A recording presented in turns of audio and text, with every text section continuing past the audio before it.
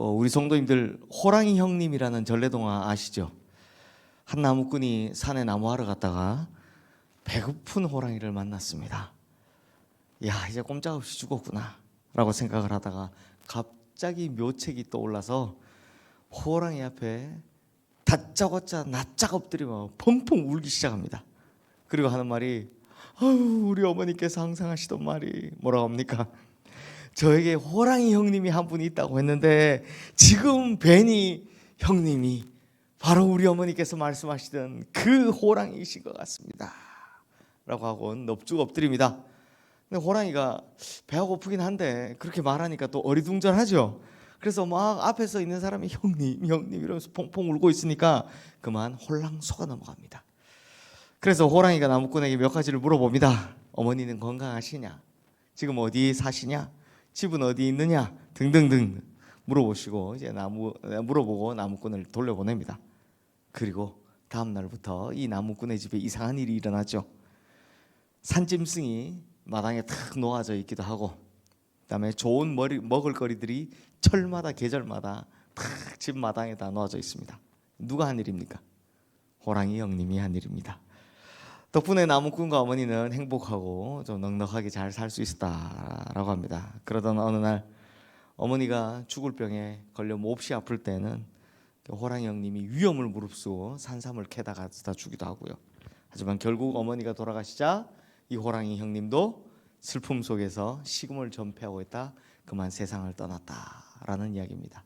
그 뒤에 있는 이야기는 이제 그러다 나무꾼이 산에 올라갔는데 호랑이 새끼들 3마리가 있길래 니네가 누구냐 했더니 그 호랑이 형님 아들이라서 이렇게 데려다 키웠다 이런 이야기가 있습니다. 성도님들, 비록 이게 동화이고 사실은 말이 안 되는 이야기죠. 인간에게 속은 짐승의 이야기지만 이 이야기에는 교훈이라는 것이 있습니다. 메시지가 있습니다. 무슨 메시지입니까? 짐승도 하물며 이렇게 하는데 사람도 은혜를 갚으며 살아가야 한다라는 교훈입니다. 그렇습니다. 성도님들, 인간관계에서도 받은 은혜가 있으면 평생 은혜를 잊지 않고 살면서 반드시 은혜 갚으며 살겠다라는 생각을 해야 합니다. 그렇다면 사람에게 받은 은혜도 이렇게 깊이 새기고 사무치는데 하나님으로부터 받은 구원의 은혜야 말로 해 뭐 하겠습니까? 오늘 우리가 보는 이 시편 116편에서 시인은 하나님께 받은 은혜가 아주 커서 이 은혜를 평생토록 갚겠다라는 고백을 하나님께 드리고 있는 겁니다. 먼저 시인의 상황을 한번 보겠습니다. 우리 3절 말씀 함께 읽겠습니다.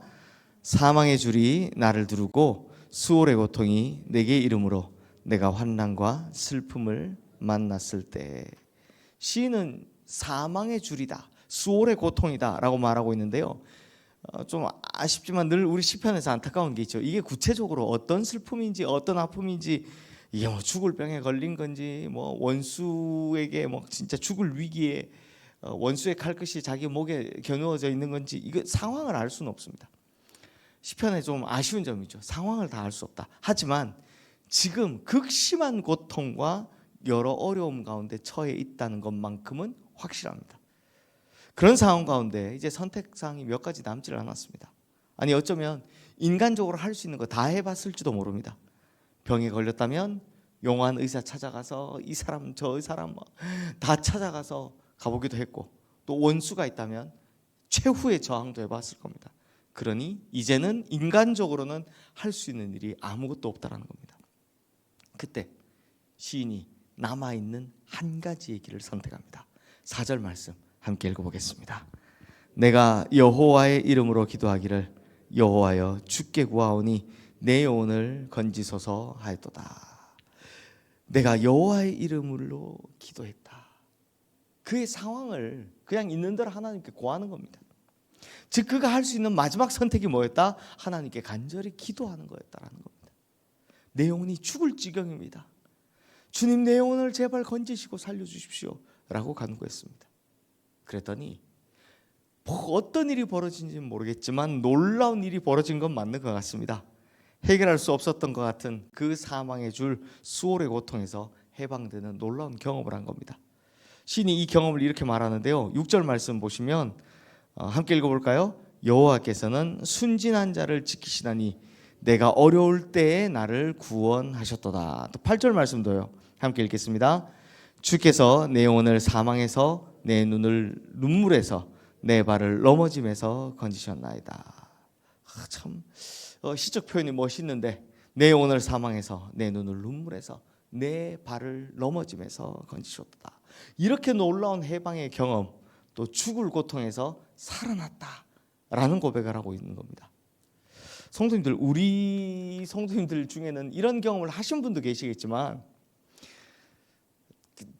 아니 뭐 나는 뭐 죽을 병에 걸렸다 살아난 것도 아닌데 뭐 그러냐, 또는 뭐 내가 원수가 막 내 목을 조여서 막 나를 죽이려 하는 데서 해방되는 경험을 한 적도 없는데 라면서 이런 시편을 보면 나하고 별 상관없다라고 생각하시는 분도 계실지 모릅니다. 나는 그냥 무난하게 잘 살아온 것 같은데 뭐 굳이 나에게 이런. 그런데요, 절대 우리 믿는 성도는 그렇게 생각할 수 없습니다. 왜냐하면 이런 인간적인 고통보다 훨씬 더 심각한 고통, 뭡니까? 죄로 인한 사망의 고통에서 하나님께서 우리를 건져내 주셨기 때문입니다. 우리가 가만히 있었다면 그냥 아담으로부터 흘러내려오는 원죄와 그 죄성 때문에 그냥 죄 짓다가 죽을 수밖에 없는 인생이었습니다. 즉 사망의 고통 가운데서 그냥 죄에 매여 살다가 죽을 수밖에 없었던 인생입니다. 하지만 그런 우리를 하나님께서 살려주시고 구원해 주신 겁니다. 그 아들 예수 그리스도를 이 땅에 보내시고 그 아들 예수 그리스도를 십자가에 죽으심으로 말미암아 우리를 그 죽음의 고통에서 해방시켜 주셨습니다. 이 세상 어떤 구원자도 나를 그렇게 구원할 수 없었는데 하나님께서 나를 지옥불에서 건져주신 겁니다. 그리고 영원한 천국 백성이 되게 하신 겁니다. 이게 얼마나 크고 놀라운 구원의 은혜입니까?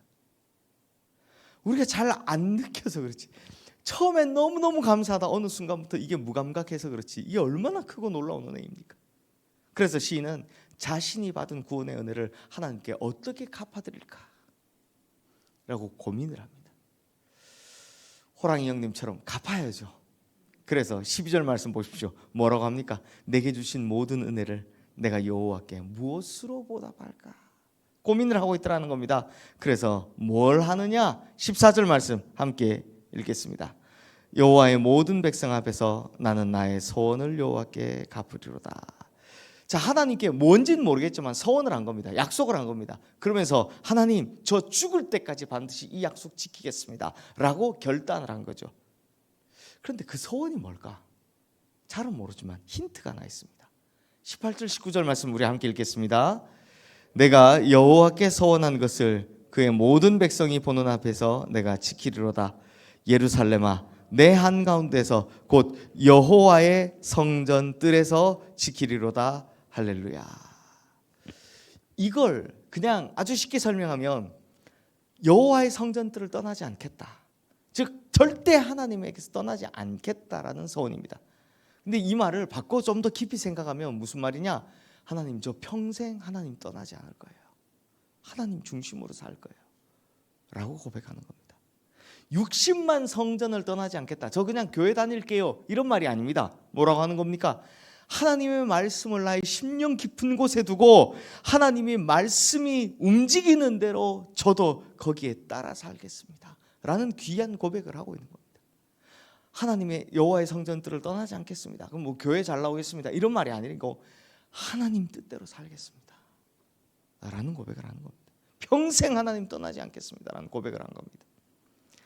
사랑하는 성도님들, 하나님께서는 우리의 죽을 생명을 진짜 살 생명, 새롭고 산 길로 열어주셨습니다. 가만히 내버려 두었다면 우리 전부 다 우리 인생은 그냥 사단의 종으로 살 수밖에 없었는데 하나님 은혜로 천국의 영생을 누리며 천국 백성으로 살 수 있게 하셨습니다. 이 은혜를 무엇으로 보답할 수 있겠습니까? 우리가 일생 하나님 앞에 드리며 산다라는 우리가 평생 우리가 평생 하나님 앞에 뭐 서원을 갚겠습니다 하며 산들 이 은혜 다 갚을 수 있겠습니까? 그러니 이 시인의 고백처럼 그나마라도 하나님 중심으로 살아갈 수 있기를 주님의 이름으로 축원합니다.